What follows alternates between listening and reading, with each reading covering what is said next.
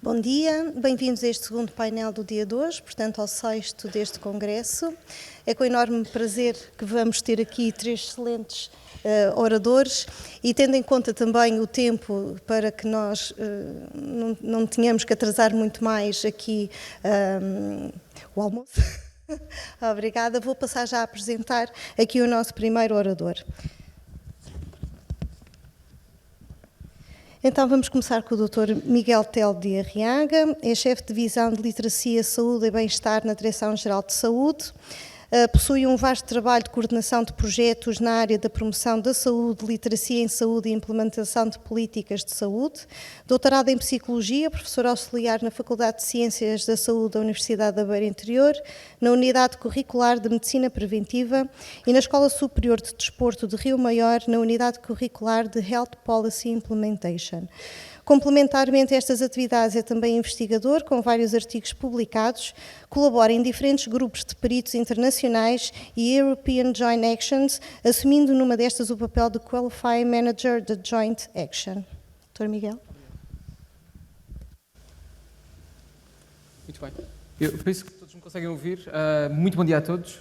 Primeiro agradecer o convite à Secretaria Regional e à Proteção Civil dos Açores. É um privilégio e um prazer voltar, regressar e falar-vos também sobre esta área, que é uma área que para nós é tão cara, tão rica e que tem tido desenvolvimentos extraordinariamente importantes e interessantes. E o facto de termos uma mesa onde temos possibilidade de partilharmos entre os quatro algumas ideias e alguns conceitos sobre o apoio psicossocial nas questões de emergência e de catástrofe é uma extraordinária oportunidade de partilha, mas também para percebermos quais poderão ser os desenvolvimentos futuros. E acho que estas apresentações surgem também num contexto quase de oportunidade e de desafio para aquilo que poderá ser o potencial regional para todos os desenvolvimentos futuros que possamos fazer nesta área. Portanto, eu gostaria de partilhar e interpretem, por favor, esta apresentação como um conjunto de ideias que me parecem que poderão ser promotoras também elas de discussão. Nós sabemos que qualquer incidente crítico, e como temos vindo a falar ao longo destes 2 últimos dias, traz em si e acarreta em si questões extraordinariamente importantes. Primeiro, a perspectiva, a forma como nós encaramos estes mesmos incidentes, sejamos nós profissionais de primeira linha, de segunda linha ou o cidadão, é como algo que transforma claramente a nossa perspectiva e que transforma a nossa percepção sobre as coisas.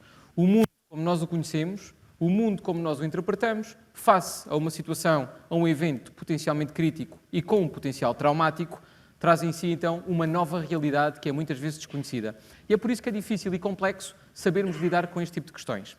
Mas os eventos críticos, e aqui podemos olhar e verificar que muitos deles se apresentam de uma forma muito larga, portanto o espectro daquilo que pode ser a nossa intervenção psicossocial e o espectro dos incidentes críticos é vastíssimo. Temos vindo a falar ao longo destes 2 últimos dias, se calhar com um enfoque muito mais particular na questão dos incêndios, dos aluviões, das cheias, dos sismos, mas há algo que também deve merecer com certeza a nossa consideração, que são todas as questões relacionadas com a saúde e com as doenças transmissíveis. Falávamos ainda há pouco tempo das questões do ébola e falamos dos desafios que chegam a todos nós e que muito rapidamente se disseminam e espalham entre os diferentes países.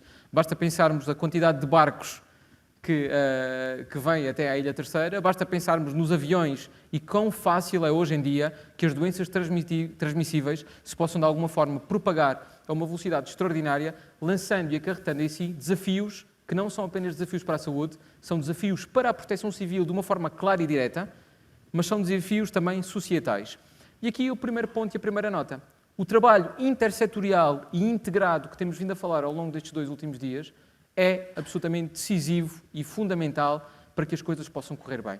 E se pensarmos então, e aqui refugiar-me no papel da saúde, pensamos que claramente a primeira linha de intervenção, a primeira abordagem de todas as diferentes áreas onde nós nos encontramos, tem que ter claramente este trabalho parceiro e esta intervenção parceira. E tudo isto toca nas questões da abordagem e da intervenção psicossocial.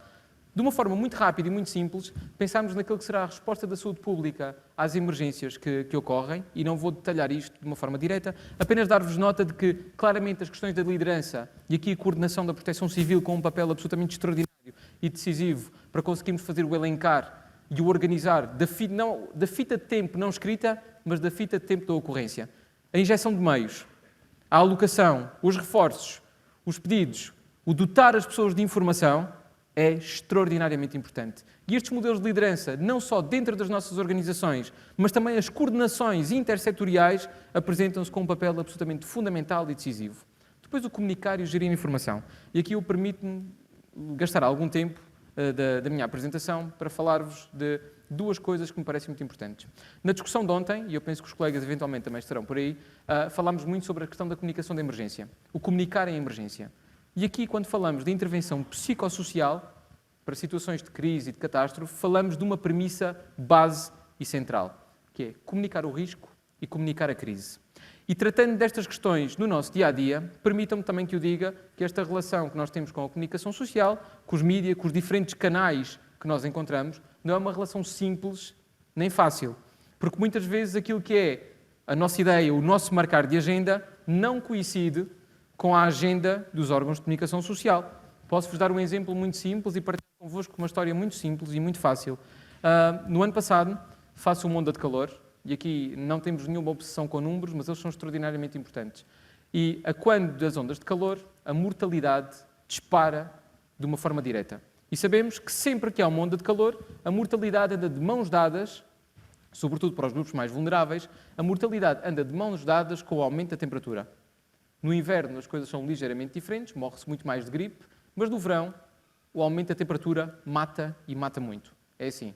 São as condições que nós temos e os grupos mais vulneráveis são aqueles que mais sofrem e são sobretudo as pessoas com 75 e mais anos que acabam por falecer por descompensação, por patologias ou comorbilidades já associadas.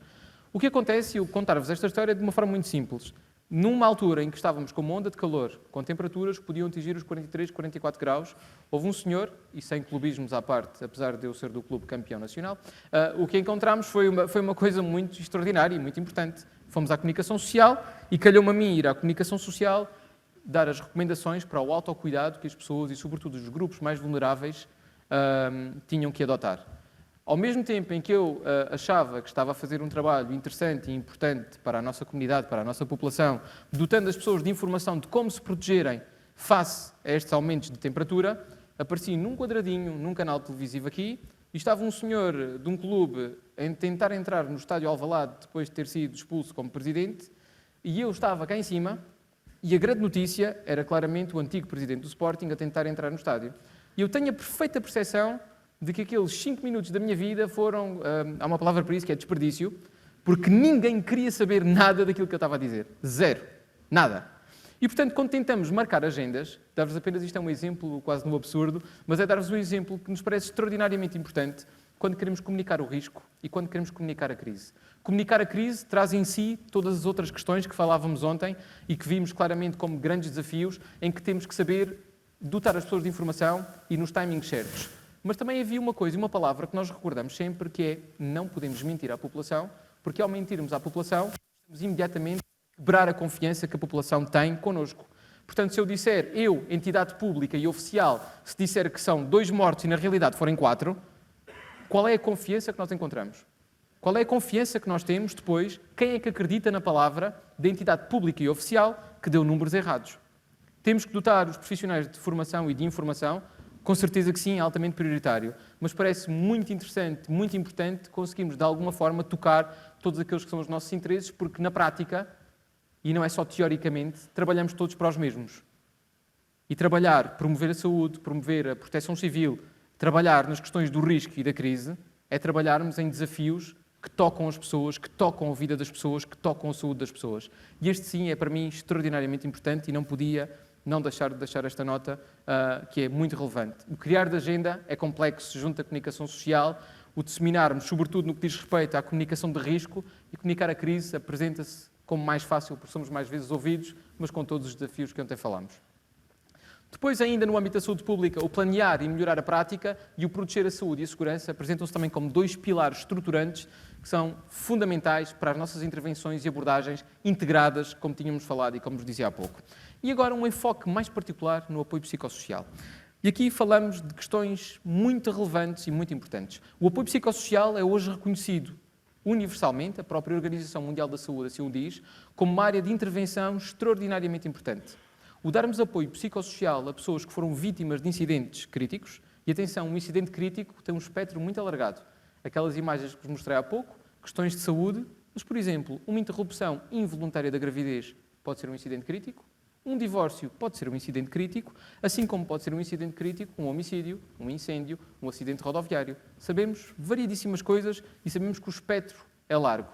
Ainda assim, temos aqui nichos de oportunidade onde a nossa intervenção é extraordinariamente importante. E todos os parceiros que tenho à minha frente têm também aqui um papel a desempenhar. Não só em termos de ativação, mas também naquela que será a promoção e a facilitação de informação e de colocação deste tipo de meios a intervir de forma direta e de forma rápida. Portanto, vejam, eu não sei se nós temos, não quero cometer aqui nenhuma falha, não sei se temos alguma... Temos, sim. Muito bem. Em termos do apoio estratégico, eu permitia-me dividir aqui em 3 áreas diferentes, que são aquelas que usualmente nós definimos. As áreas pré-incidente, portanto, antes do evento, onde claramente o papel aqui dos profissionais, sejam eles da área da saúde, sejam os profissionais de primeira linha, das forças de segurança ou de proteção civil de uma forma alargada, portanto, com todo o seu espectro, prepararmos os profissionais para aquilo que vão encontrar é algo que devia ser mandatório para qualquer uma das nossas instituições. É fundamental que as pessoas saibam gerir e atuar face aos eventos que encontram. Depois do evento, então aqui termos apoio diferenciado e especializado, não só dentro das organizações, mas também focado no cidadão. Nunca esquecendo esta dia absolutamente fundamental. Socorrermos aqueles que são vítimas, mas não esquecermos aqueles que prestam apoio. Porque os cenários que são encontrados, e se partilhássemos aqui entre todos nós as situações que mais nos marcaram durante todo o nosso percurso, claramente qualquer um de nós tinha uma história. Claramente. E o sabermos trabalhar, sabermos processar essa mesma informação é mandatório, deve ser obrigatório nas nossas instituições. Depois a questão do pós-incidente, que tem um percurso de longevidade muito mais acrescido, e eu dava-vos apenas aqui este exemplo de uma forma muito rápida. Não é só quando o incidente crítico acontece, como nós já vimos, que temos as nossas abordagens e intervenções, nós temos que pensá-las, avaliá-las e estruturá-las ao longo do tempo. Alguns modelos falam em cerca de 5 anos, em termos de apoio psicossocial, psicológico, outros falam em 3 anos, portanto, encontramos aqui na literatura algumas diferenças, mas o que é certo é que é absolutamente decisivo e obrigatório não deixarmos as pessoas, acompanharmos as pessoas, sejam elas profissionais, sejam elas os cidadãos, mas é acompanhá-las de forma orientada e organizada. E aqui o nosso ciclo de emergência começa antes do acontecimento, mas tem uma continuidade ao longo do tempo.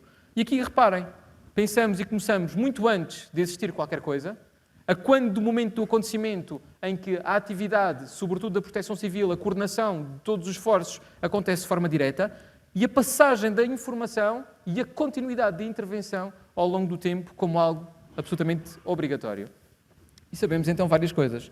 Primeiro, a intervenção psicossocial deve ser imediata após a ocorrência. É isso que nós sabemos. Deve ser imediata. Apesar de muitas vezes nós pensarmos, e é isso que acontece felizmente na maior parte dos casos, que as pessoas conseguem recuperar por si, aquilo que são as sequelas de perdermos um ente querido, por exemplo, são absolutamente decisivas. São algo que muda a nossa perspectiva de vida. E aqui permitam-me dar também uma nota que eu costumo dar em tom de comparação, que é absolutamente, acho que clarifica aquela que é a nossa perspectiva. Se repararmos, e permitam-me pegar no exemplo da região autónoma da Madeira, depois do aluvião, só para percebermos de uma forma muito simples, tivemos pessoas que perderam a sua casa, pessoas que perderam o seu carro, portanto, bens materiais, e tivemos pessoas que perderam familiares. A mulher, o marido, o pai, a filha. Tivemos diferentes cenários. E o que nos acontece muitas vezes é que nós, se pensarmos então e se compararmos, percebemos que quem perdeu um carro ou uma casa, podia ser uma tragédia, acaba por ser muito pouco comparando com aqueles que perderam entes queridos. Agora, para mim, que só, entre aspas, perdi uma casa ou um carro ou a minha forma de subsistência, é um problema também sério e grave. E é isso que nós muitas vezes nos esquecemos e achamos não é necessário, não é verdade. Os nossos problemas e a perspectiva que nós lhe damos é sempre comparativa. Mas a comparação que nós fazemos não deve ser nossa, deve ser feita e trabalhada com a pessoa que acabou de ter aquela perda, seja ela qual for. Depois, equipas multidisciplinares, onde a saúde pública aqui tem um papel fundamental, não só em termos preventivos, em termos de intervenção e depois de continuidade. A integração imediata também das questões da saúde pública e da saúde mental de uma forma alargada, portanto, em todas estas abordagens. A comunicação de risco, a comunicação de crise e a literacia depois destas questões. E voltar uma vez mais. Comunicar o risco é difícil e complexo, mas é fundamental. Comunicar perante uma situação de crise, e nós encontramos isso, e temos aqui o papel da Proteção Civil, e a Comandante Patrícia Gaspar claramente deu nota muito importante e muito interessante em 2017 e em 2018 sobre aquilo que era a necessidade e a boa forma de comunicarmos com a população. Mas não é feito de uma forma isolada nem sozinha.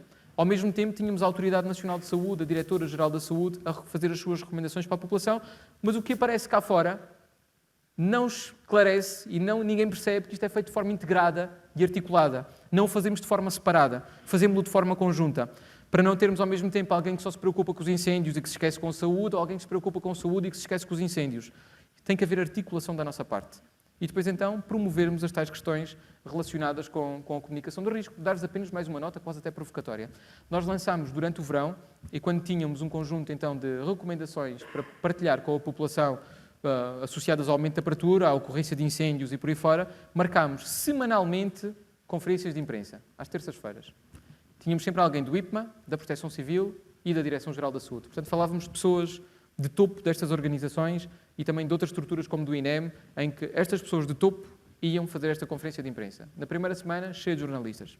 Segunda semana, cheia de jornalistas. Terceira semana, meia dúzia de jornalistas. Na quarta semana, apareceu um jornalista. Portanto, a agenda que nós muitas vezes tentamos criar, isto não é depreciativo, não é crítica absolutamente nenhuma, é constatarmos como as coisas são. E, portanto, até este nosso trabalho de comunicação tem que também ser ele muitas vezes mutável, adaptável e ajustável, porque aquilo que queremos transmitir à população é muito importante. Não podemos esgotar também os nossos recursos, mas queremos estar estrategicamente quando faz falta e quando é necessário. Mas, claramente, precisamos todos caminhar para o mesmo barco, para o mesmo percurso. Depois, e permitam-me saltar e falarmos disto. O Dr. Rui Ângelo e a Dra. Margarida falarão com certeza sobre estas questões, mas o que é que acontece depois de um posto de comando ser levantado do teatro de operações, ou o que é que acontece depois das pessoas saírem das zonas de concentração e apoio à população? Nós não podemos chegar, montar uma parafernália gigantesca de infraestruturas e instalações que dão respostas extraordinárias em termos daquilo que é a resposta imediata. Temos que perceber que aquelas pessoas, depois de nós sairmos, ficam lá. Ficam nas suas casas. Algumas não ficam nas suas casas porque ficaram destruídas. Algumas perderam todos os seus meios de subsistência. E algumas perderam entes queridos, familiares. E alguns ficaram com traumas do evento que experienciaram. Portanto, não podemos abandonar estas pessoas. E é por isso que este percurso e esta fita de tempo continuada é decisiva. E aqui a Proteção Civil tem também ela um papel muito importante como a locomotiva, a alavanca que, em parceria com a saúde, dá continuidade a estes processos. E agora, de uma forma muito rápida e muito simples, dar-vos 2 ou 3 exemplos daquilo que é o nosso trabalho e que deve ser focado no cidadão e depois focado nos profissionais, naqueles que são as primeiras linhas. Não vou alongar muito naquilo que serão as abordagens, mas claramente temos que perceber que, em termos de apoio psicossocial, temos que estar claramente a oferecer proteção e segurança como premissas básicas e centrais, reduzir e mitigar aquelas primeiras reações de stress agudo que nós encontramos e depois pensarmos e seguir algumas premissas da Proteção Civil, que é restaurar o nível de funcionamento anterior ao incidente o mais possível. É fácil? Não. Alguém que perde o marido ou alguém que perde um filho, não podemos esperar que seja feliz e que esteja feliz e contente e a sorrir como sorria antes disto ter acontecido. São complexas as coisas, são difíceis, as abordagens depois têm continuidade. Para aqueles que serão os interventores de primeira linha, o que encontramos são também condições diferentes. E sabemos que há pelo menos 4 ou 5 coisas que deixamos como ideias muito residuais e muito simples que precisam de trabalho. Primeiro, conhecermos a nós próprios. Primeira premissa central e básica. Se me pedirem, por exemplo, para ir para uma missão internacional agora, eu diria imediatamente que não. Porquê? Porque tenho uma filha de 7 meses e a minha preocupação agora está centrada na minha filha. E, portanto, sei claramente que se fosse e tivesse que ir, iria com certeza, mas que o meu foco e a minha cabeça estaria com certeza também próximo dela e da minha esposa. Portanto, as questões aqui são diferentes. Se eu tiver alguém doente em casa, se calhar o trabalho que eu iria fazer seria diferente. Aprendermos e conhecermos a lidar com o stress, é algo que nós muitas vezes parece que fugimos. Quanto mais nós conhecermos e soubermos e tivermos ferramentas, melhor será a nossa abordagem e a nossa intervenção.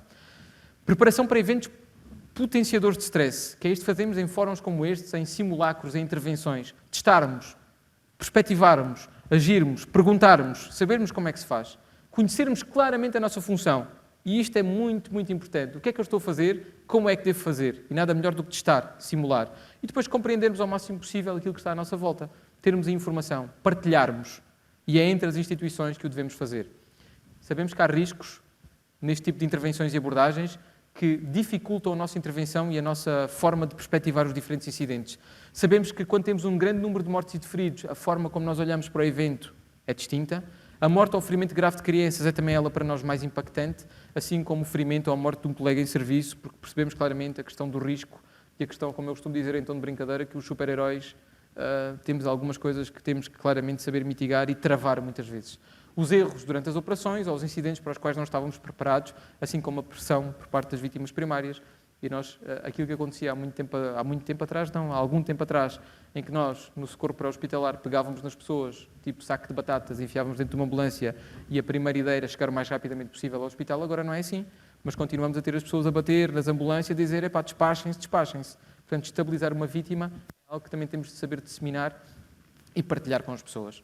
Depois, de uma forma muito rápida, explicar-vos daquilo que também fazemos com os primeira linha e dar-vos um exemplo de uma boa medida feita em articulação entre duas instituições, que foi, na altura, a Autoridade Nacional de Proteção Civil, eu confesso que tinha alguma dificuldade com a nova sigla, e com a Direção-Geral da Saúde. Mas o que fizemos, com parceiros, como a Escola e a Liga dos Bombeiros Portugueses e alguns dos programas de saúde prioritários, fizemos um manual que, sobretudo, queria dotar os bombeiros, voluntários e profissionais de literacia e de competências para promoverem a sua própria saúde. Porque eu acho que isto é absolutamente extraordinário e é mandatório para todos nós.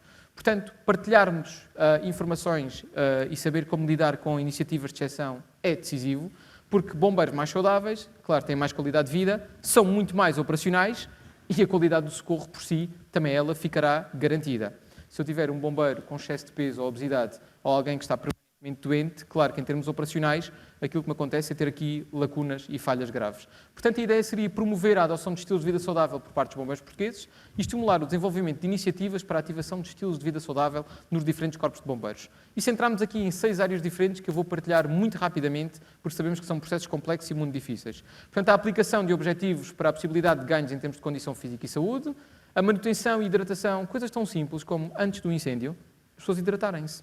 Não é depois de terem sede, é antes. Mas isto serve para todos nós. Antes é que nós nos devemos hidratar. A alimentação, os cuidados a ter com a alimentação, temos um conjunto de normas e de recomendações para os profissionais que não são atletas de alta competição, mas muitas vezes são. Porque andar carregado com lances de mangueira a subir uma encosta ou uma serra acima é difícil. E fazer isto durante 2, 3 dias, 4 dias, uma semana é complexo. Depois as questões como a saúde oral e aquilo que são os pequenos pormenores com os quais nós muitas vezes nos esquecemos e a cessação dos hábitos tabágicos. Eu acho uma piada, também eu sou bombeiro voluntário. Preocupamos-nos muito com a questão dos equipamentos de proteção individual. E os famosos aricas que toda a gente quer utilizar e muito bem, porque às vezes são aparelhos que têm que estar muito bem feitos e muito bem fechados, muito bem definido, e a seguir a fazermos, por exemplo, uma instrução no quartel, o que as pessoas fazem? Tiram a peça facial e vão fumar. Está tudo bem? Nós sabemos muitas coisas, mas tem que haver aqui também alguma coerência. Portanto, se eu me preocupo com os riscos face à exposição a fumos tóxicos, se calhar também devia ter alguém que me explicasse que fumar não é uma coisa boa. E depois de ter influência e percebermos que o sono e o descanso aqui se apresenta também como algo central na nossa intervenção e abordagem. Eu já excedi o nosso tempo, portanto permitam-me saltar e ficarei disponível para qualquer uma das dúvidas ou questões que queiram colocar a seguir. Mas o que fizemos foi, e antes de terminar, criarmos formas de os senhores comandantes dos corpos de bombeiros, sobretudo quem coordena um corpo de bombeiros, perceber claramente como é que pode desenvolver no seu quartel medidas que possam ser promotoras da saúde dos seus bombeiros. E este é um dado aqui muito importante, muito relevante, que teremos toda a disponibilidade para partilhar convosco e que me parece central também nestas questões do apoio psicossocial. E sabemos que quanto melhor a saúde dos bombeiros, quanto melhor a sua saúde mental também, melhor operacionais serão e melhor será a qualidade do socorro. A nossa premissa central é esta, é termos todos a bordo, nunca deixando ninguém para trás. Não é nenhuma premissa militar, acho que é uma premissa enquanto cidadãos. E depois terminar apenas com esta placa que encontrei ontem, e falávamos nisso no restaurante, e que nos dizia uma coisa tão simples como isto, que este restaurante, sem querer fazer publicidade, que esteve aberto desde 11/12 de 60 e qualquer coisa, que foi atingido pelo violento sismo do dia 1/1 de 1980, tendo sido reconstruída posteriormente com a abertura no dia 20 de abril de 1983. Explica-nos uma coisa tão simples como isto. A nossa resiliência é das coisas mais fascinantes e mais importantes que nós conseguimos ter. A nossa resiliência é algo que nós devemos trabalhar com esforço e com dedicação. E este continuando sempre com a família é exatamente aquilo que deve ser o motor das nossas intervenções. Estarmos juntos, articulados e organizados para prestarmos o melhor socorro. Muito obrigado. Muito obrigada.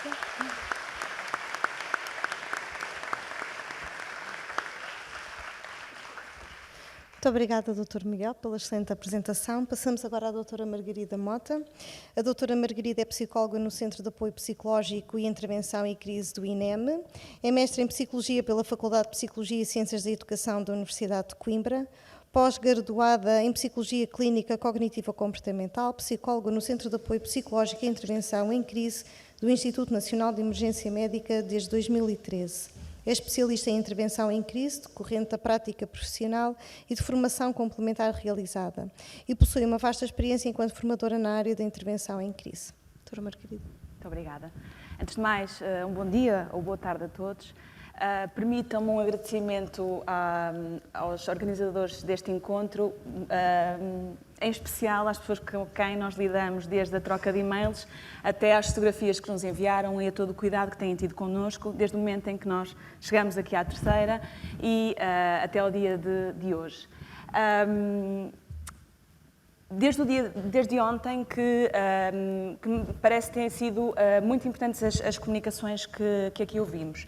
E, de alguma forma, a questão do apoio psicossocial, que tem sido, nos últimos anos, mais visível e mais reconhecida pelos profissionais e pelas organizações, porque, de facto, tomamos consciência de que, para além das nossas vítimas físicas, há um conjunto de pessoas que diariamente vivem situações difíceis, que o Miguel foi falando na questão da vivência de incidentes críticos, e vamos falar daqui um bocadinho, e naquilo que são as consequências desta vivência e de que maneira que as pessoas podem, mesmo tendo vivido situações muito difíceis, continuar a sua vida e regressar ao nível de funcionamento anterior. E, de facto, o objetivo não é, e não nos movemos por a pessoa não volta àquilo que era antes, é mais o sentido de integrar aquela experiência na vida da pessoa e ajudá-la a fomentar mecanismos de fatores de proteção que lhe permitam continuar na sua vida e retomar esta vida com qualidade. Eu integro uma equipa e estou em representação de uma equipa que diariamente trabalha para o cidadão, tal como todos nós que aqui estamos nesta sala, e é deles também que vem este esforço, que muitas vezes é um esforço grande e que sabemos que é transversal às entidades que aqui estão. Esqueci-me só de uma coisa, se calhar vou solicitar a sugestão da segunda comandante para deixar aqui o meu currículo também, porque de facto estou maravilhada com os Açores e, portanto, vou aceitar também esta sugestão. Bom, partindo um bocadinho daquilo que foi, o que o Miguel já foi falando, e se calhar vai haver aqui, porque é inevitável, sobreposição de conceitos, de ideias, porque a motivação é a mesma e, de facto, é o bem-estar do outro. Quando alguma coisa má acontece na vida das pessoas, todos nós, à nossa medida, vamos querer ajudar. Importa, sim, é que esta ajuda seja uma ajuda sustentada, não criemos expectativas que depois não são realistas para as pessoas. A ideia que o Miguel passou de, quando nós vamos para um teatro de operações e vemos imensas entidades, mais confusão, mas vemos gente organizada que está na tentativa de ajudar e depois, de repente, passado algum tempo, estas estruturas deixam de ser necessárias, o incidente é resolvido e, portanto, há uma sensação, ou pode surgir a sensação de abandono por parte das populações. Quando falamos também em incidente crítico, importa também pensarmos que não são apenas os grandes incidentes que nós vamos vivendo, sejam eles incêndios florestais, ou o descarrilamento de um elétrico em Lisboa, ou a queda de uma aeronave na margem sul do Tejo, mas são todas as situações com as quais vamos lidando no nosso dia-a-dia. E aquilo que sabemos da literatura é que cada um de nós, pelo menos uma vez na vida, experiencia a vivência de um incidente crítico. O Centro de Apoio Psicológico e Intervenção em Crise do INEM funciona, portanto, tem duas áreas core na sua atividade, uma que tem a ver com a intervenção no CODU, e eu estou de acordo com ontem aquilo que foi partilhado na comunicação sobre a emergência, que de facto nós temos muitas abreviaturas, muitas siglas e as pessoas não têm conhecimento e, portanto, precisam de informação sobre aquilo que nós estamos a falar e daí esta necessidade também de explicação. Portanto, o CODU, o Centro de Orientação de Doentes Urgentes, é a central responsável pela medicalização do número europeu de emergência e, portanto, é para onde são encaminhados todos os pedidos de ajuda no continente. Portanto, a chamada entra numa central da PSP, que encaminha para, no caso de acidente ou doença súbita, encaminha para o SCODU. No CODU existe em permanência um psicólogo de serviço, em regime de H24, e a este psicólogo cabem duas tarefas fundamentais. A primeira será dar resposta às situações de emergência psicológica, psiquiátrica, social que chegam via 112, e o apoio aos profissionais que atendem as chamadas. Como devem imaginar, estar um turno em atendimento de chamadas difíceis, sujeitos a estímulos difíceis, sejam eles o som do outro lado, o conteúdo da informação, alguém que atende num turno várias situações de paragens cardiorrespiratórias em crianças, acidentes de viação sem informação, são situações difíceis de gerir e, portanto, também nos cabe a nós ajudar estas pessoas na gestão do próprio turno. Portanto, relativamente a esta primeira linha, portanto, esta é a segunda, a primeira que tinha a ver com a dar respostas às situações de emergência, aquilo que nos surge via 112, chegam-nos pedidos do cidadão, no sentido de terem algum tipo de apoio, porque sabem que este apoio existe, e de facto nos últimos anos nós assistimos a um aumento dos pedidos de ajuda em situações de ansiedade, de negociação em suicídio, situações de morte inesperada, abusos sexuais, portanto, situações que requerem outro tipo de apoio e que podem então vir do cidadão, mas também de profissionais que estão na rua e que precisam de algum tipo de orientação. E aquilo que sentimos é que cada vez mais há uma maior sensibilidade para estas questões, que vai não só da abordagem que os profissionais na rua têm face às necessidades das pessoas, que muitas vezes não são apenas necessidades de estabilização física e de transporte a uma unidade hospitalar, são também de algum tipo de cuidados no âmbito da intervenção psicossocial e que, portanto, reportam para o INEMA. Depois, o acompanhamento dos profissionais do INEMA, e neste acompanhamento, lá está, não só relativamente aos profissionais que atendem as chamadas 112, mas aos profissionais que estão na rua, que são os nossos braços na rua e que são aqueles quem estão na linha da frente quando coisas más acontecem na vida das pessoas, a formação aos operacionais relativamente, por exemplo, ao INEMA, os profissionais têm módulos de competências psicológicas ajustados, adaptados às suas competências e àquilo que é a sua função. A formação na comunidade e ações de sensibilização, não raras vezes são-nos pedidas ajuda por parte de unidades de saúde no apoio à gestão de incidentes, unidades de saúde ou escolas. Imaginemos o caso de uma escola que sofre, de um miúdo numa escola que se suicida por enforcamento, por exemplo, e a escola tem necessariamente de se ajustar a isto. Portanto, quando pensamos em incidentes críticos, não precisamos de pensar em grandes incidentes. É claro que estes incidentes têm uma maior visibilidade e afetam um maior número de pessoas, e é também certo que as pessoas ficam mais vulneráveis, porque a sua estrutura, a sua comunidade, também ela ficou vulnerável. Mas dizia que os incidentes do nosso dia-a-dia, que são a nossa os números que nós temos, são os incidentes diários que as pessoas têm que viver e de se adaptar. E, portanto, muitas vezes o que nos pedem ajuda é no sentido de conseguir gerir junto dos profissionais, dos professores, dos alunos, das auxiliares, formas de identificar sinais, sintomas, que possamos mitigar estes números e consigamos uma boa resposta de continuidade.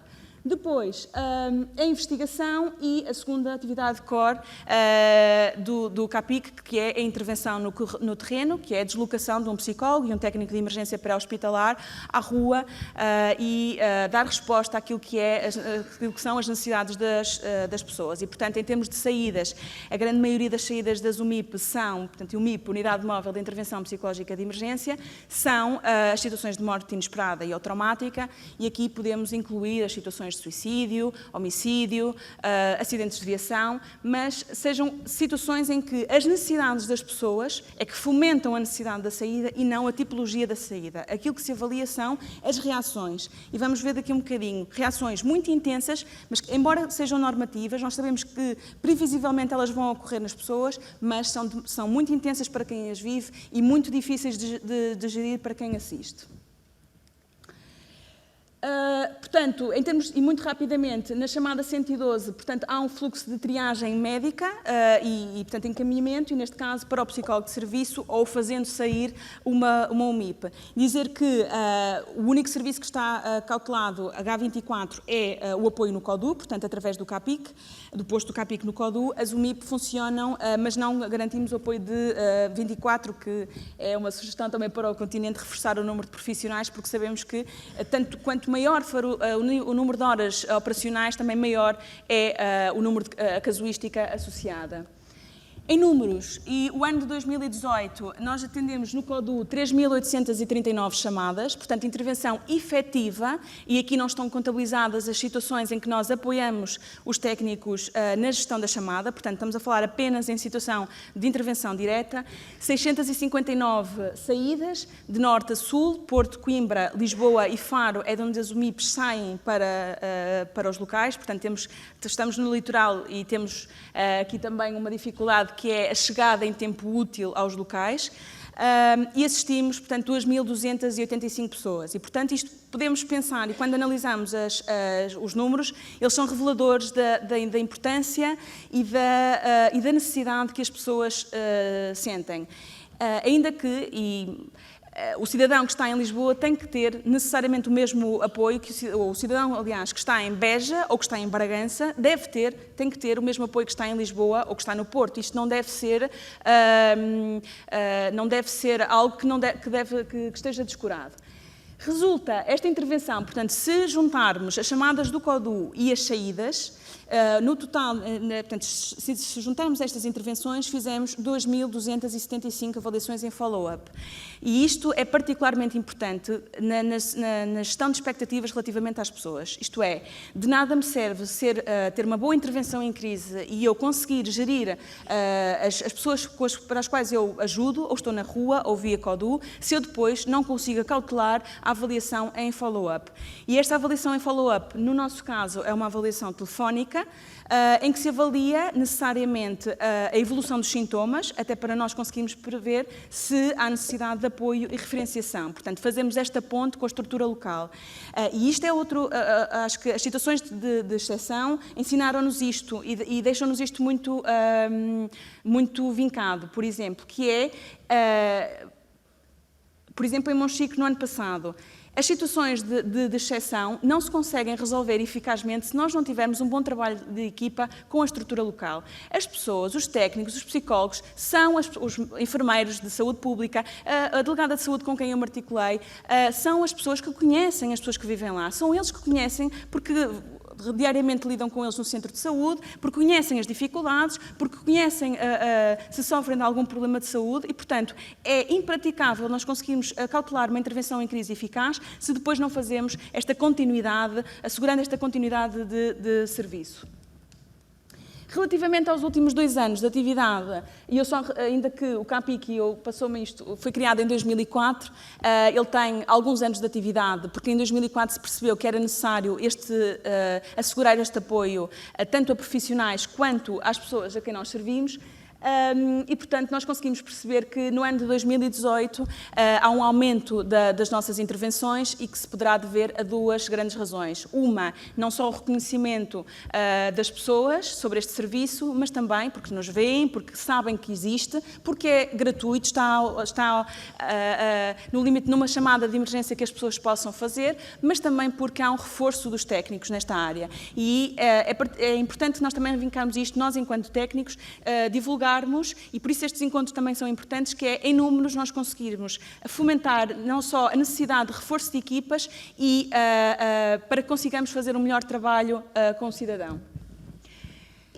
Nada destas definições que eu aqui trago, sejam elas catástrofe, incidente crítico, são novas ou são desconhecidas para vós, mas é apenas para nós conseguirmos ligar aquilo que fazemos no dia-a-dia com aquilo que é a parte técnica, não visível, com as situações que acontecem.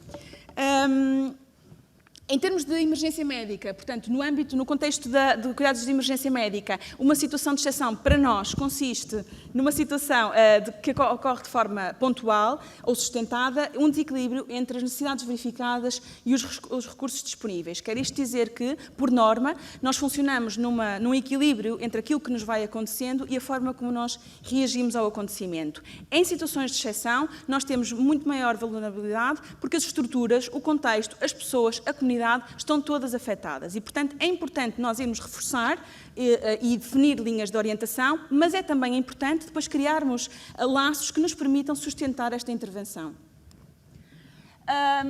Relativamente ao incidente crítico e evento potencialmente traumático, aquilo que também é importante pensarmos é que as situações não são em si traumáticas, ou seja, as pessoas reagem de forma diferente e, portanto, também é importante desmistificar, e os números também nos dizem isto, que é a grande parte das pessoas recupera após a vivência de situações, mas recupera se forem acauteladas determinadas situações. Mas isto para dizer que o evento potencialmente traumático ou um incidente crítico, aqui temos, que afeta os mecanismos normais de adaptação, aquilo que normalmente falamos de coping adaptativo, e resulta num desequilíbrio psicológico e diminuição do funcionamento adaptativo. É uma imagem da colega que foi na missão para Moçambique, integramos as duas missões com 2 psicólogos e isto integra uma das áreas em que podemos estar. Como é que reagem as pessoas?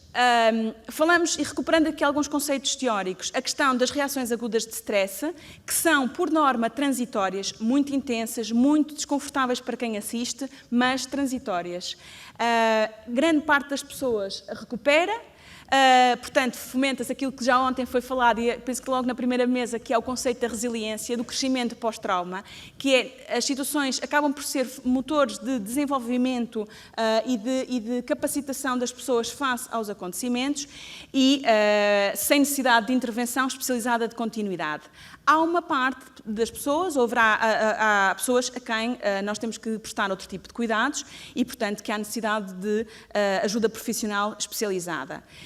Ainda no âmbito da ajuda profissional, e recuperando aqui um bocadinho aquilo que o Miguel disse sobre a formação dos profissionais, importa percebermos que, para além da formação que é preciso nesta área e pelos técnicos, importa treino e prática supervisionada, e especialmente no início da formação pela dificuldade na adaptação aos contextos, porque vemos cenários difíceis, porque entramos muitas vezes no pior momento da vida das pessoas e é difícil assistirmos às reações das pessoas, é difícil nós, profissionais, também gerirmos, mas é preciso formação e é preciso também não nos colocarmos, nós profissionais, em situações que depois nos deixem desconfortáveis e com dificuldade em gerir, até para nós, ou seja, não aumentarmos o risco.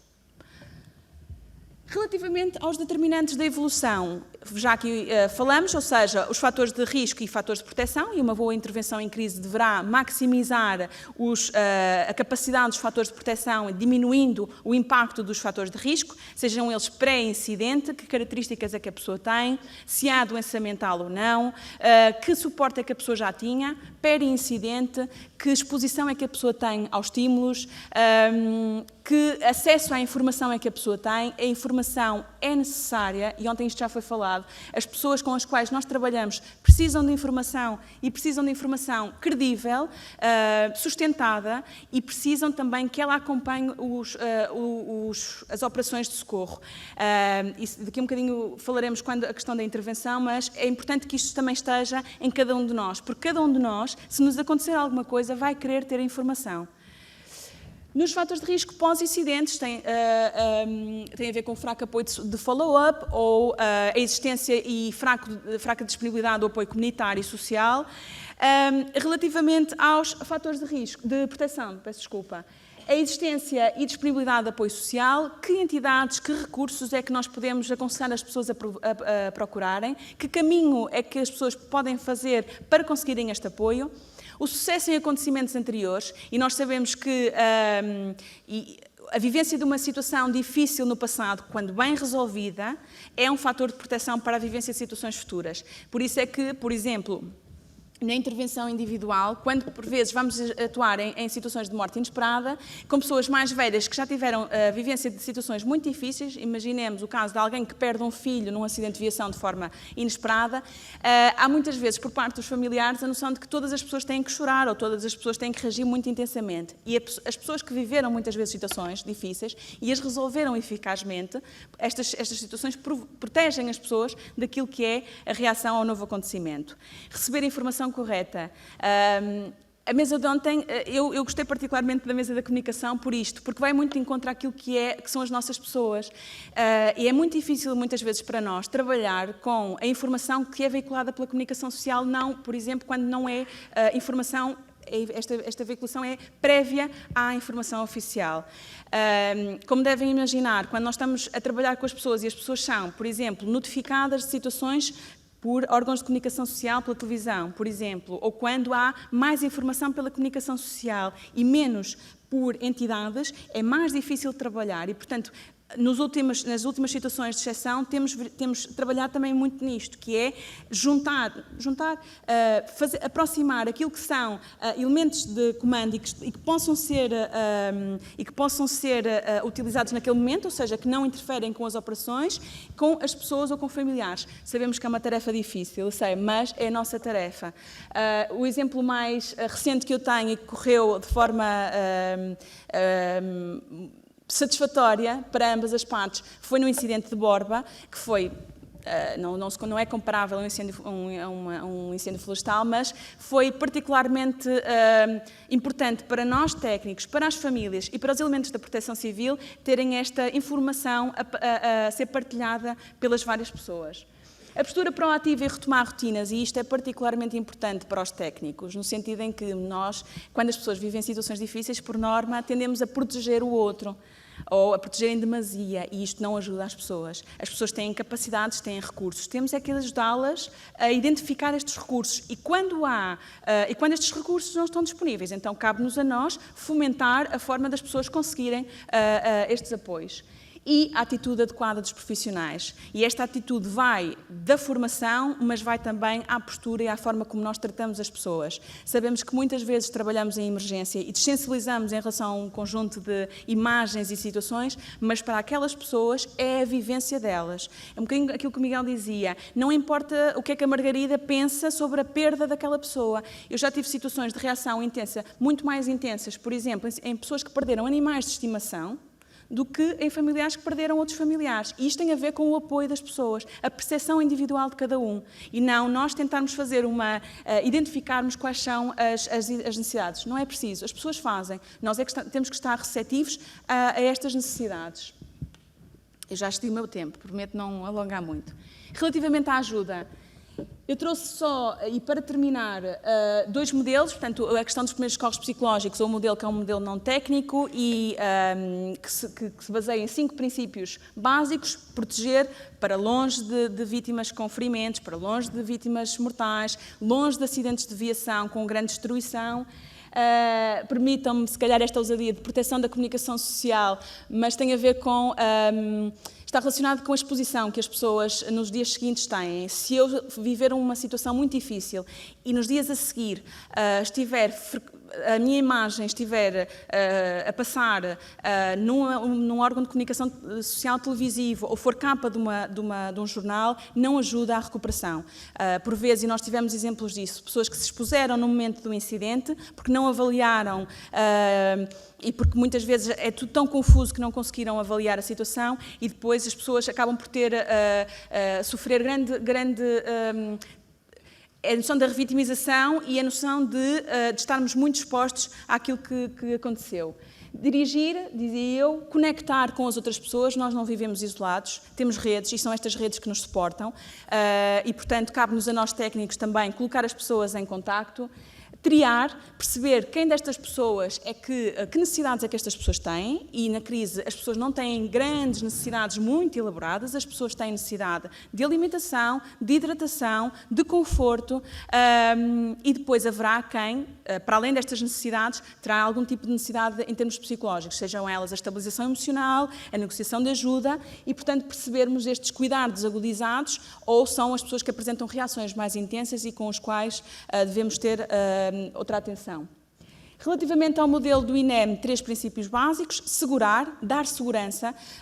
Nós funcionamos aquilo que nos acontece quando nós sofremos um incidente é a percepção temporária de que alguma coisa muito má aconteceu. Eu perco o controle daquilo que está a acontecer na minha vida e, portanto, eu tenho que recuperar, e eu, enquanto técnica, tenho que ajudar as pessoas a recuperar este controlo, restabelecer as nossas redes e prevenir o desenvolvimento. Quando nós tentamos afastar as pessoas das imagens, estamos a prevenir e estamos a minimizar o impacto que a exposição ao incidente poderá ter depois. Porque muitas vezes o expormos às situações achamos que não há consequências nefastas, mas a verdade é que depois as pessoas apresentam imagens intrusivas, sons intrusivos que não conseguem gerir depois. 9 fases do modelo, o modelo fases não estanques e, portanto, também sobreponíveis quando estamos a fazer a intervenção, mas que vão desde ao perceber o que é que aconteceu, a relação, e esta relação dos técnicos é particularmente importante. Não estamos num setting muitas vezes sem barreiras e, portanto, temos que ter esta noção. Dar segurança e conforto, avaliar necessidades individuais e depois controle sobre si, controle sobre o processo e, mais uma vez, a necessidade de informação. Esta é uma necessidade que muitas vezes é descurada, mas as pessoas precisam de informação. Restabelecimento psicossocial e depois a nossa promoção de coping, o que é que devemos fazer, até quando é que é normal, quando é que deixa de ser normal, quando é que as pessoas precisam de acompanhamento. E daí a referenciação e follow-up. Muito em 3 linhas, e já falamos sobre restaurar o nível de funcionamento anterior, recuperar o controle sobre a situação tão rápido quanto possível. Isto é um fator muito importante quando nós fazemos intervenção em crise, dar rapidamente às pessoas a noção de controlo e, para isso, lá está, formação dos técnicos, prática simulada e depois acompanhamento em situações reais, porque muito da percepção de que nós também não somos, quando estamos enquanto técnicos e muitas vezes focados em nós, descuramos aquilo que estamos a passar para o outro. E o outro precisa que deste lado haja tranquilidade na forma como aborda as situações. E se eu não sei informação, se eu não sei gerir, então eu tenho que ter mecanismos internos nas organizações para me salvaguardar disso. E depois intervenção imediata. Sabemos que um fator protetor importante nas pessoas é que esta informação, esta intervenção seja tão imediata quanto possível. Muito obrigada. Obrigada, Margarida. Iremos agora passar à comunicação do Dr. Rui. O Dr. Rui é Coordenador Nacional das Equipas de Apoio Psicossocial e Chefe da Divisão de Segurança, Saúde e Estatuto Social da Autoridade Nacional de Proteção Civil. Doutorado Europeu em Psicologia pela Faculdade de Psicologia da Universidade de Lisboa.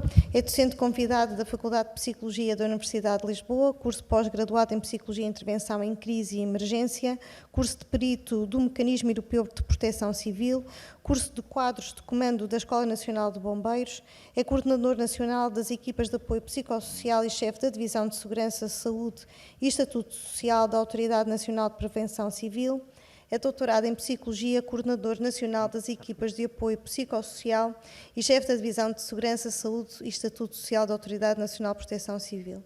Dr. Rui. Bom dia, muito obrigado pela apresentação, muito obrigado pelo convite, neste caso à complementária do apoio psicossocial da Autoridade Nacional de Emergência e Proteção Civil, para estar presente em complemento às brilhantes experiências já partilhadas pela nossa comandante Patrícia Gaspar. A mim calha-me aqui o desafio de testar a vossa resiliência. Não é a resiliência psicológica, apesar de ter aqui uma componente também. É a vossa resiliência fisiológica, principalmente, que estou a começar a falar já na hora do almoço. Pronto. Portanto, o lado positivo é que podem imaginar, no final da minha comunicação, todos temos direito ao prémio que é ir almoçar. Pronto. Isto é o que em psicologia se chama um reforço positivo. O desafio da minha comunicação, depois de 2 brilhantes comunicações do Dr. Miguel Arriaga e da Dra. Margarida Mota, é fazer um enquadramento desta vertente na gestão de emergência e na gestão do trabalho, que é a proteção civil. Portanto, eu não vou falar tanto de conceitos psicológicos, eu vou mais dizer porque é que nós consideramos, porque é que eu considero, que isto deve fazer parte da resposta de proteção civil. Eu venho dos quadros de uma Câmara, da Câmara de Cascais, estou há 7 anos em Comissão de Serviço na ANEPS, não nos custa dizer ANEPS em vez da ANPC, e quando eu comecei a trabalhar, quando tínhamos, eu estava na área da ação social, quando tínhamos um incêndio urbano que era preciso evacuar pessoas e a casa ficava destruída, lá se lembravam a Proteção Civil Municipal de chamar a ação social. E, por norma, lembravam-se quando o incêndio estava extinto, as pessoas tinham ido para o hospital, estavam lá 2 horas e agora alguém tem que lhes dar a comer e que dormir. E chamavam-nos. As coisas foram evoluindo e, a certa altura, já passámos a ser uma resposta da Proteção Civil Municipal. Agora, o que eu vou partilhar com vocês é uma analogia não do patamar municipal, mas para o patamar nacional e para o sistema de proteção civil. Isto é sensível ao toque. Exato. Em termos de agenda, mas vai ser uma agenda muito rápida. As aprendizagens de 2017, não podemos esquecer que foi aqui uma mudança do país, uma mudança do paradigma do que é proteção civil, uma mudança também do papel que o apoio psicossocial tem nesta área. Lições aprendidas de Monchique. Foi uma ocorrência muito importante, apesar do ponto de vista humano, felizmente não tivemos mortes a registar, para a nossa vertente. Doutrina, e temos aqui muitas pessoas da área militar, a doutrina é fundamental em tudo. Se não há doutrina, não vamos todos conseguir fazer o mesmo, independentemente da pessoa que lá está. E é essencial, não interessa se é o Rui, se é o Miguel, se é a Margarida, tendo doutrina, todos fazemos o mesmo. E depois, uma diretiva preliminar sobre apoio psicossocial em cenários de exceção, que já foi, digamos assim, concertada entre 11 entidades que incluíram uma equipa de projeto e que foi testada no exercício Cascade. Primeiro dizer aqui um aspecto importante. O Miguel explicou muito bem a importância do apoio psicossocial em termos científicos, não é preciso focar-me aí. Como é que é feito o apoio psicológico de emergência no dia-a-dia? A Margarida explicou muito bem, era impossível dizer melhor. A emergência social, que eu não sei como é que funciona nos Açores, mas no continente temos mesmo a Linha Nacional de Emergência Social, que é o LNES, tem um número de telefone, que é o 144, equivalente ao 112, funciona muito bem, as pessoas uma família fica-se em casa, uma criança fica separada dos pais, resolve-se. O que eu vou falar é só, exclusivamente, em operações de proteção civil e a pensar em cenários de exceção. Pedrógão Grande foi a primeira vez que nós tivemos um cenário em Portugal que não era pensado a não ser nos filmes. Tivemos, como todos sabem, muitas pessoas que morreram e por cada pessoa que morre, podem imaginar pelo menos 10 pessoas, familiares e amigos que vão à procura dela. E com situações em que nós demorámos muitos dias a ter a confirmação se morreu ou se não morreu, está desaparecido ou não está desaparecido. E, portanto, tudo isto obrigou à nossa capacidade, quando digo nossa, digo Sistema de Proteção Civil Nacional, de dar resposta a esta vertente. E assim surgiu, como o Miguel até disse, uma célula mais informal no posto de comando operacional nacional, que lá estava, que tratava desta vertente. Juntava todas as entidades que o seu empenho era para a vertente do apoio psicossocial, desde o INEM, Segurança Social, Direção-Geral de Saúde, reforços municipais, o Serviço Municipal de Proteção Civil de Lisboa foi ativado e foi para lá também, para esta célula, os reforços, neste caso das autarquias, e isto foi depois espelhado em termos de aprendizagem, e isto é fundamental porque a terminologia NAT chama a lição identificada, quando percebemos o que é que queremos fazer. Mas depois há outra coisa fundamental, que era o que eu tinha aqui em baixo, esta frasinha bonita. Sucesso é encontrar aquilo que se tenciona ser, lição identificada. Eu sei o que é que eu quero. Mas só passa a ser lição aprendida se nós fizermos o que é necessário para que isso aconteça. E assim, aquela experiência fez com que na revisão do Sistema de Gestão das Operações, de abril de 2018, passasse a ser contemplado um núcleo de emergência médica, que era algo que já existia na prática, mas ficou contemplado como uma célula específica do posto de comando, célula, neste caso, o núcleo dentro da célula das operações, e também, aqui a grande inovação, o núcleo de coordenação do apoio psicológico e social de emergência.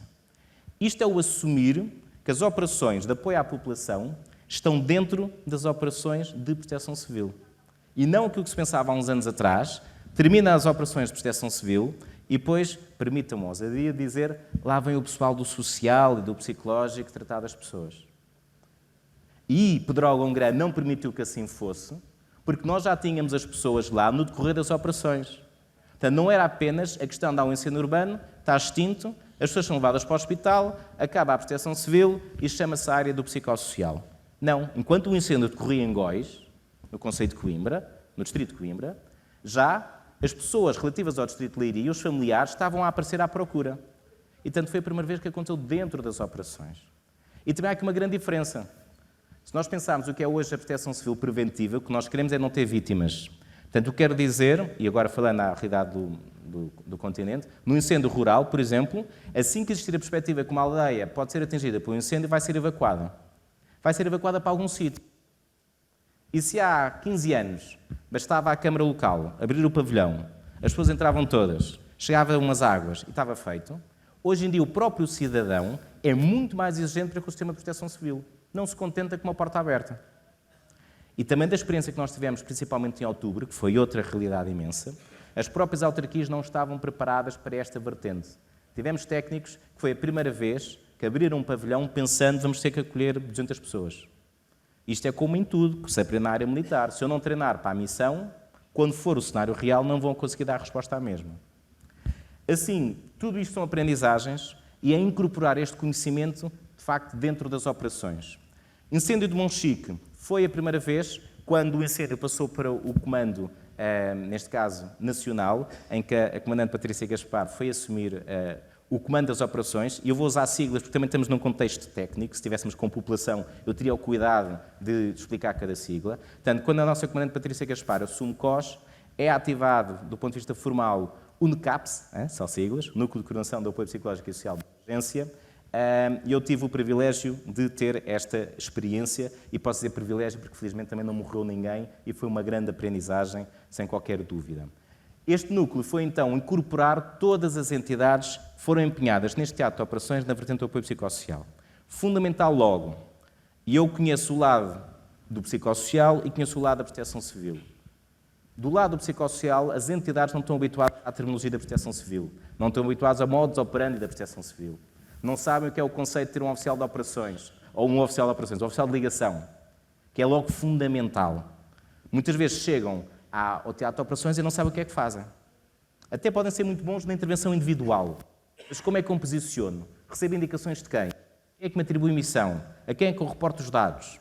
Portanto, a primeira coisa foi, neste núcleo, para o qual foi-nos atribuído um veículo de coordenação, tinha um oficial de ligação do Instituto da Segurança Social e do Instituto Nacional de Emergência Médica, logo dois fundamentais.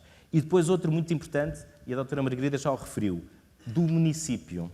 A ação social do município é quem conhece as pessoas, estamos a falar de uma população mais idosa, conhecem os idosos, sabem que eles são, e eu diria que era a técnica que quando falavam no núcleo todos parávamos para escutar. Porque enquanto nós estamos a olhar para os mapas a perceber como é que é, ela conhece cada zona.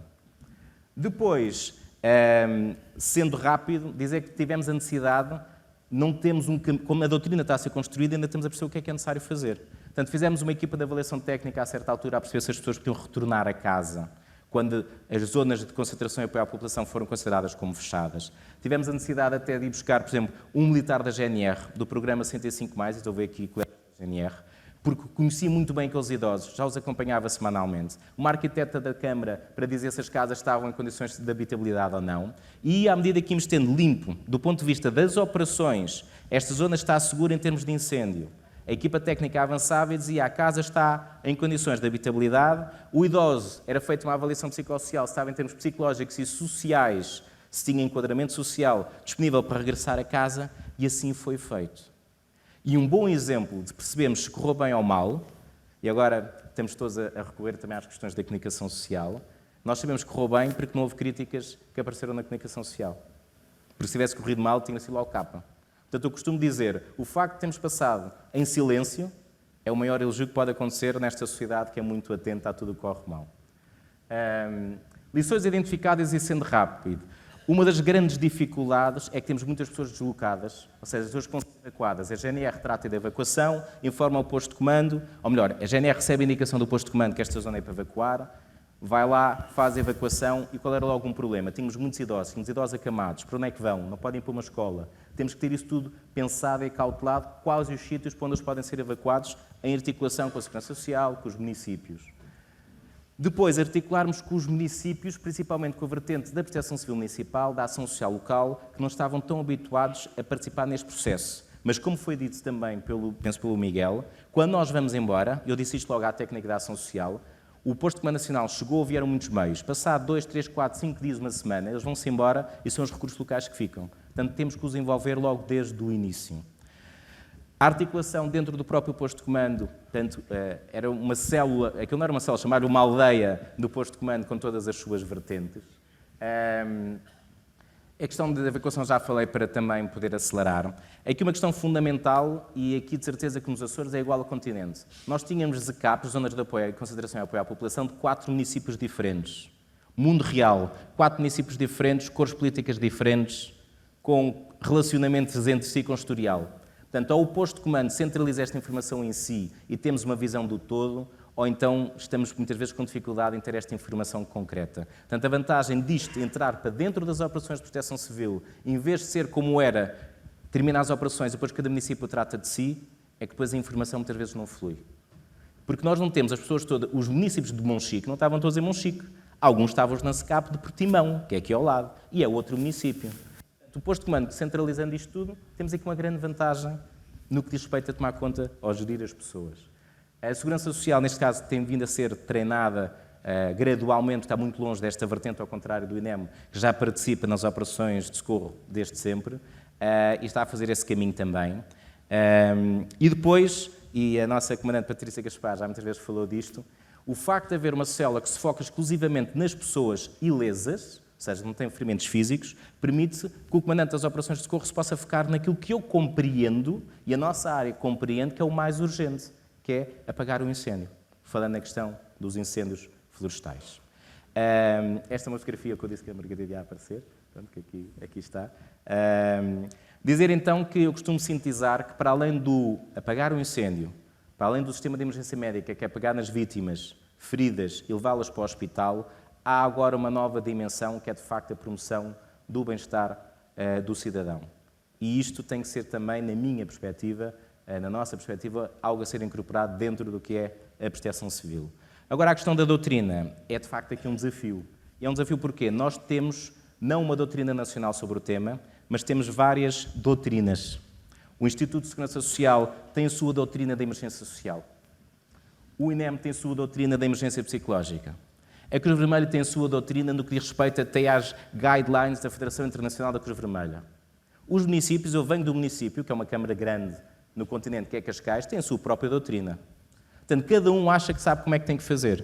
Portanto, aqui o grande desafio é nós conseguirmos criar uma doutrina em que, no momento que é a intervenção em exceção, esquecemos o que é a nossa prática do dia-a-dia, esquecendo, mas precisamos dela porque é essa que nos dá a experiência, e passamos a assumir uma doutrina nacional para situações de exceção, que tem que passar, de facto, por uma diretiva, em termos operacionais, como existe nas outras áreas, por formação conjunta, e nisso a Margarida também referiu, para além da formação em exercícios, que é essencial. O exercício Cascade foi fundamental também para esta articulação, até para nos conhecermos, tratarmos pelos nomes. A questão do material. Por exemplo, Portimão é um município que tem capacidade de instalar uma SCAP, tem aqueles burros de campanha, ou burros de câmaras de acampamento, pronto. Há várias versões, burros de mato. E tem tudo o que é necessário para montar um pavilhão. E temos um município ao lado que é pequenino e se calhar vai fazer um grande esforço financeiro quando é necessário se estes recursos forem geridos, por exemplo, a nível regional. Portanto, até aqui temos vantagens. Não é necessário todos os municípios o adquirirem, por exemplo.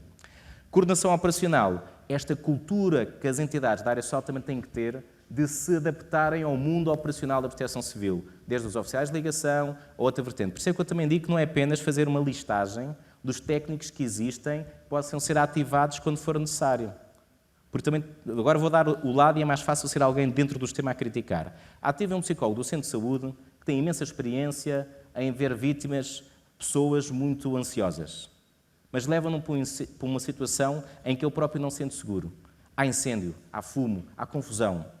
O mais certo é esse psicólogo precisar de apoio psicológico. Portanto, nós temos também que preparar as pessoas para a área onde nos vão atuar. Seja preparação de treino, seja também coordenação específica. Porque também têm que ser coordenados por pessoas que saibam falar a linguagem deles e que estejam também dentro do sistema de proteção civil. Por último, a versão da diretiva.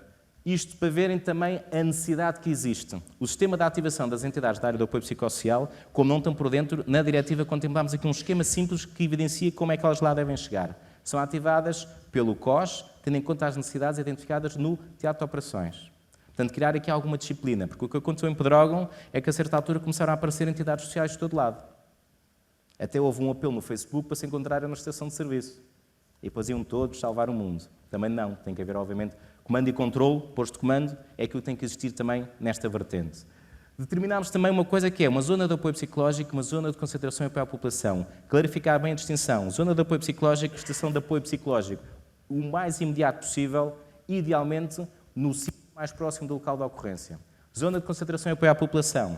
São zonas em cenário seguro, idealmente em estruturas edificadas, já contempladas nos planos municipais de emergência, para onde os deslocados são encaminhados, para onde os familiares podem buscar informações. Depois, o que é que a diretiva diz? Que é uma coisa simples. Quem é responsável por o quê? Comando e controle implica que as entidades também saibam isto. Posto de comando operacional, responsabilidade, obviamente, da ANEPS. O núcleo, estando integrado dentro de um posto de comando operacional, o que determina o sistema de gestão das operações em relação ao continente, é um elemento designado pelo Instituto de Segurança Social. As SCAPs têm uma coordenação do município com o Instituto de Segurança Social. O município tem responsabilidades municipais, o Instituto tem responsabilidades distritais nacionais. O núcleo de emergência médica é, por um elemento designado pela Autoridade de Saúde ou pelo INEM. A zona de apoio psicológico é coordenada pelos INEM, tanto incooperativamente à SCAP. E depois uma coisa fundamental que o Miguel disse, que é o posto de comando termina, mas há continuidade. Ficar definido que o núcleo centraliza tudo o que são necessidades de acompanhamento posterior, necessidades do ponto de vista da saúde vai para a DGS, que depois a DGS articula com as administrações regionais de saúde e faz o seu papel, necessidades de apoio social vai para o Instituto de Segurança Social, depois articula com os municípios, com as misericórdias, faz o seu papel. Por isso, em síntese, e isto é fundamental, apesar de ser muito específico, é dizer como é que a informação circula. A informação da zona de apoio psicológico vai para o oficial de ligação do INEM, a informação da zona de consideração e apoio à população vai para o oficial de ligação, neste caso, do Instituto de Segurança Social, estando ele a coordenar o NCAPS. E tudo isto é centralizado pelo oficial de operações, está a coadjuvar o comandante das operações de socorro. É inserir a nossa vertente dentro de uma operação de proteção civil, integrando os princípios e a filosofia que está subjacente à mesma. E depois há algo muito simples na nossa área, que nas outras áreas não é muito relevante. É a ficha de registro. Quais são os campos que são preenchidos? O município A tem uma ficha, o município B tem outra, a Segurança Social tem outra, o INEM tem outra. Fica assim definido qual é a ficha de registro a usar em cada sítio. E o mais simples é, tudo o que são fichas relacionadas com o posto de comando é a ANEPS que determina. Tudo o que são fichas relacionadas com o apoio psicológico é o INEM que determina, apoio social é o Instituto de Segurança Social. E assim, por exemplo, o Instituto de Segurança Social tem vindo a mudar a sua ficha de registro com as aprendizagens de 2017 e 2018. Nós, Proteção Civil, não temos que saber qual é a ficha. O que nós queremos é, quando for ativada uma SCAP, o Instituto de Segurança Social tem que lá colocar a ficha atualizada e garantir que é mesmo a ficha utilizada por todas as SCAPs. E a vantagem de ser uma entidade a ter o registro de informação é que se alguém de Bragança, que estava de férias em Faro, ficar lá retido em Faro, e o familiar que até que está em Coimbra quer saber onde é que ele está, tendo isto centralizado, o posto mantém esta capacidade de dar informação. E o cidadão sente que tem, então, uma proteção civil organizada, segura, que conseguiu dizer onde é que o seu familiar está, neste caso, deslocado e alojado temporariamente. Isto é um esquema que demonstra, de acordo com as áreas do SGO, que também é importante, a zona de apoio psicológico, como viram, uma intervenção mais próxima, considerada dentro ainda do teatro de operações, a SCAP está cá mais fora. E procurando garantir que cumpro o meu tempo, faltam 9 segundos, sinto-me emocionado por este relógio e fico então à vossa disposição. Obrigado. Obrigada, Dr. Rui.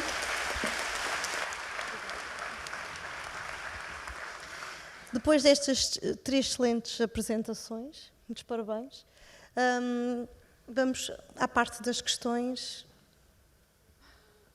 Já dá ali uma, da doutora Patrícia. Alguém faz lá chegar o micro?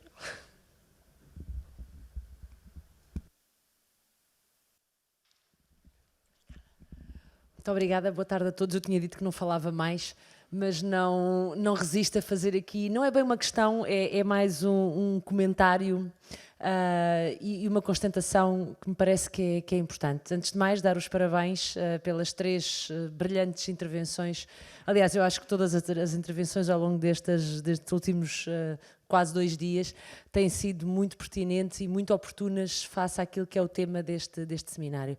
E, portanto, aquilo que ouvimos aqui agora, nesta última hora, contribui seguramente para este grande tema que são as novas ameaças e os novos desafios à proteção civil.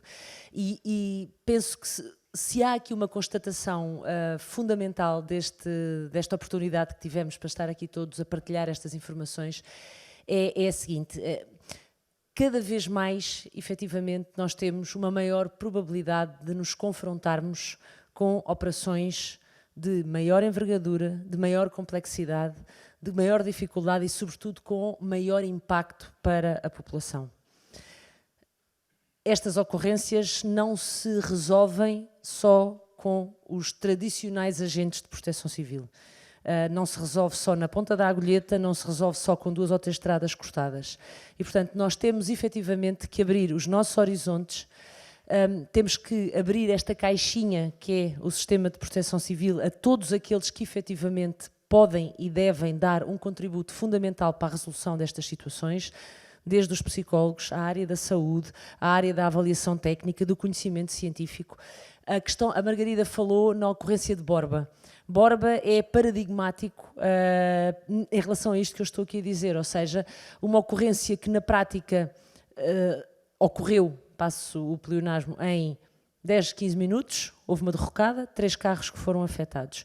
Tivemos quase uma semana e picos, com uma intervenção absolutamente crítica, complexa, com forças de segurança, com psicólogos, com os militares, com equipamento absolutamente específico que era necessário para conseguir fazer esta intervenção e, portanto, estas operações cada vez mais vão sair da caixa, vão tocar diferentes áreas da nossa sociedade e só com esta transversalidade, só com esta integração é que o sistema como um todo vai ser capaz efetivamente de dar resposta cabal e estar à altura daquelas que são as legítimas expectativas dos nossos cidadãos, dos portugueses.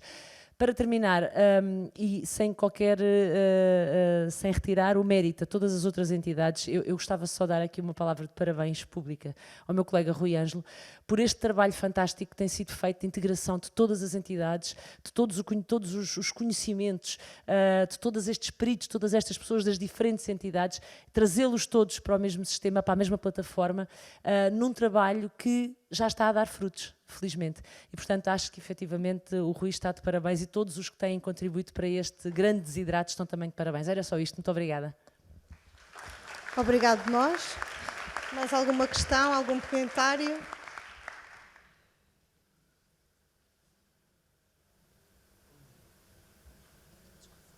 Está tudo com fome? Olha, mas vou só fazer um comentário. Vou ter que aguardar só mais um bocadinho. É um comentário breve. Porque eu, de alguma forma, quero agradecer à Proteção Civil também o facto de eu poder estar aqui a moderar esta mesa excelente, com estes 3 excelentes comunicadores.